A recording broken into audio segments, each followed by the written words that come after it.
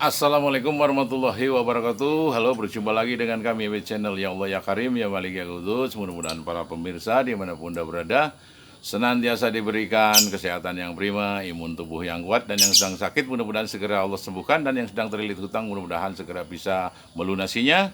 Dan mari kita bersama-sama memanjatkan puja dan puji syukur kehadirat Allah Subhanahu wa taala agar dipanjangkan umurnya dan diberikan barokah serta manfaat untuk kehidupan kita di dunia dan di akhirat. Amin amin ya robbal alamin. Untuk kali ini saya masih tetap untuk memaparkan bab Satrio Piningit, karena Satrio Piningit merupakan manusia teladan, manusia percontohan, project masterpiece dari Allah Subhanahu wa taala yang harus kita ikuti sebagai panutan, sebagai suri teladan dalam segala aspek sendi kehidupan agar kita selamat di dunia dan di akhirat ya.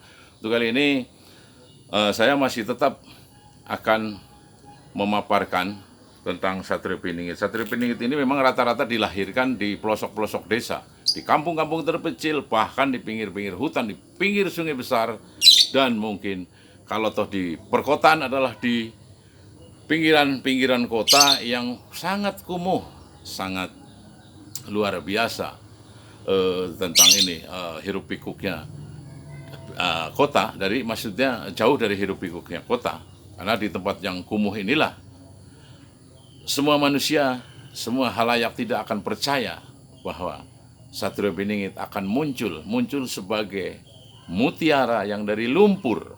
Gitu. Rata-rata bahwa Allah Subhanahu wa taala atau Sang Pencipta ini mengecoh kita tentang keberadaan daripada Satrio Piningit ini yang tidak pernah kita sangka dan tidak pernah kita duga. Karena Satrio Piningit ini manusia yang betul-betul derajatnya itu sangat tinggi, kan? Semacam itu. Sedangkan bercerita atau membahas tentang derajat manusia adalah sama di sisi Tuhannya atau di hadapan Sang Pencipta adalah sama. Kita sebagai manusia, sebagai ciptaan daripada Sang Pencipta alam semesta ini, hewan, tumbuhan sama sebetulnya. Kita pun sama. Tidak ada yang derajatnya. Hanya ada derajat yang tinggi di hadapan Allah Subhanahu wa taala atau Sang Pencipta alam semesta ini, yakni ketika kita ditimpa sebuah masalah. Nah, disitulah cara Sang Pencipta menyekolahkan kita tentang derajat.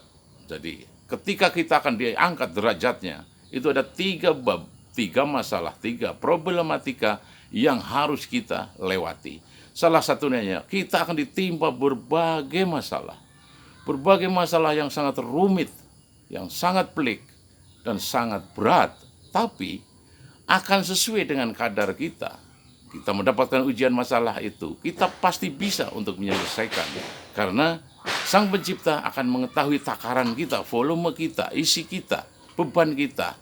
Lebih tahu adalah Sang Pencipta, karena yang menciptakan kita. Kan semacam itu. Dan yang kedua, kita dihadapkan dengan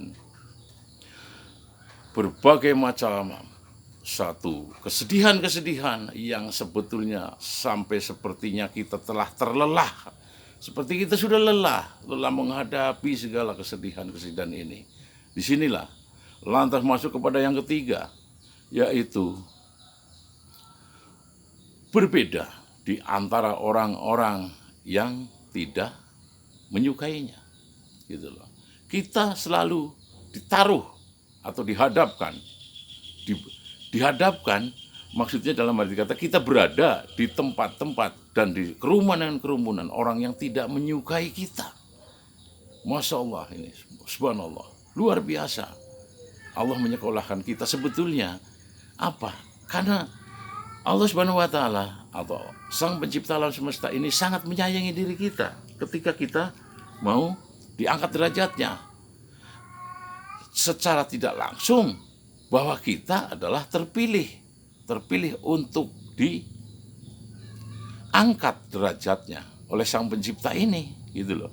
Tapi kadang-kadang kita akhirnya seperti ada satu seperti penolakan bahwa seolah-olah bahwa Sang Pencipta tidak menyayangi kita, padahal bukan. Itu cara Sang Pencipta alam semesta ini menyayangi kita, dan kita sebetulnya orang yang terpilih. Itu dengan cara ada 3 tingkatan untuk mengangkat derajat seseorang, yakni ditimpa berbagai masalah, dihadapkan kepada kesedihan yang sangat luar biasa dahsyatnya hingga seperti terlelap menghadapi kesedihan itu, sehingga pasrah gitu, sampai pasrah gitu. Yang ketiga, kita ditaruh dan berada di antara orang-orang yang tidak menyukai kita, tapi berbalas nanti ada ekses atau efek timbal baliknya, akhirnya menyayangi tadi dengan kita menjadi lulus setelah terangkat derajatnya oleh Sang Pencipta langit dan bumi serta seisinya alam semesta, yaitu Allah Azza wa Jalla. Dan ketika juga kita memasuki pada satu periode di dalam kemasyarakatan, ya kan, di dalam dunia mungkin dunia medsos atau di kepemerintahan ataupun di keluarga dan bahkan mungkin di tengah-tengah masyarakat gitu loh. Ada ketika kita mempunyai 1000 kebaikan yang kita lakukan akan, tetapi belum tentu itu kebaikan itu akan dikenang. 1000 kebaikan kita yang kita lakukan di tengah-tengah masyarakat ini belum tentu akan dikenang, belum tentu mereka akan mengenangnya. Namun satu saja kita membuat sebuah kesalahan yang kita lakukan akan dibicarakan orang. Itulah dunia terkadang lebih memilih satu kesalahan yang dilakukan oleh seorang walaupun telah melakukan 1000 bahkan lebih kebaikan-kebaikan ini, ya kan? Makanya kan, sehingga kita bisa untuk namanya mengambil makna dan artinya bahwa masyarakat lebih memilih satu kesalahan daripada 1000 kebaikan.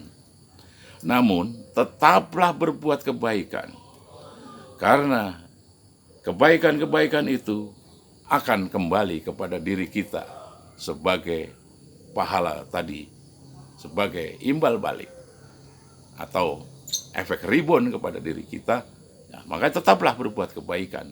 Walaupun 1000 kebaikan tidak akan dikenang, tapi satu kesalahan akan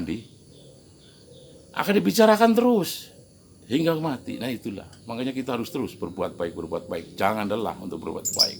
Walaupun 1001 kebaikan pun tidak akan dikenang, tapi satu kesalahan akan tetap dibicarakan.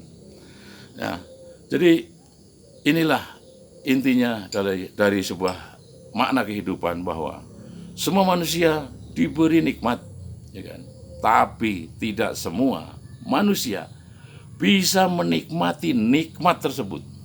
Contohnya para koruptor, hartanya banyak tidak bisa nikmatin, ya kan? Yang workaholic, gila kerja, ya gila aja terus kerja, ya kan? Tidak bisa menikmati dia tentang hasilnya. Nah, semacam itu. Makanya kita hidup harus seimbang. Ada satu balancing dalam sebuah kehidupan. Nah, di sinilah Satrio Piningit mengajarkan sebuah kebaikan-kebaikan terus.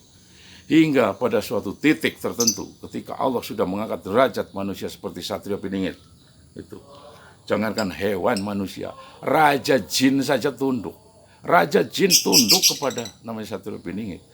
Inilah karena telah diangkat derajatnya oleh Allah Subhanahu wa Ta'ala atau Sang Pencipta alam semesta ini, sehingga dikasih sebuah aroma atau keistimewaan, karena Satrio Piningit merupakan manusia pilihan dari orang biasa menjadi terpilih karena ruh-ruh pilihan dari Sang Pencipta tadi.